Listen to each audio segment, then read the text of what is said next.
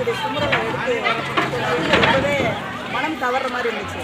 ரொம்பவே எங்களுக்கு ரொம்ப மனசை வந்து தாக்கத்தை ஏற்படுத்தின ஒரு நாடகம் எதுனா காவேரி வந்து கொடுத்துருக்கு. ரொம்பவே நல்லா இருந்துச்சு.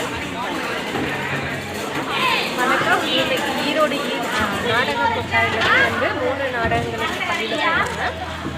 நாடகங்கள் எல்லாமே சோசியல் அவேர்னஸ் ரிலேட்டடாக இருந்தது. இது எங்களுக்கு என்ன ஒரு இம்பாக்ட் கிரியேட் பண்ணுச்சு அப்படின்னா, எங்கள் குழந்தைகளையும் இந்த அளவுக்கு வந்து வைக்க முடியும் அப்படிங்கிறத எங்களுக்கும் ப்ரூவ் பண்ணியிருக்காங்க. So thank you. நாடக கொட்டாய் ஈரோட்டிலிருந்து அரசியல் நிலைப்பள்ளி தோப்புப்பாளையமாகிய எங்கள் பள்ளியில் வந்து மிகச்சிறப்பாக நாடகம் நடத்தி கொடுத்தார்கள்.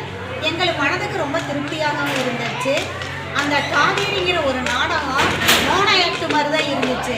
அந்த நடிப்பிலேயே வசனமே இல்லாமல் அந்த பசங்க நடித்தது ரொம்ப சிறப்பாக இருந்தது.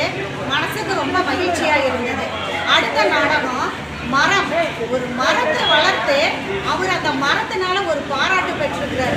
அதே மரத்தை அவர் வெட்டி இருந்தாருன்னா அவருக்கு அந்த பாராட்டு கிடைச்சிருக்காரு. அதை அழகாக தெளிவாக எடுத்து சொன்னது ரொம்ப நல்லா இருந்தது. இன்னொன்று சமூக நாடகம். ஒரு பொண்ணுக்கு திருமணமே ஆகலை.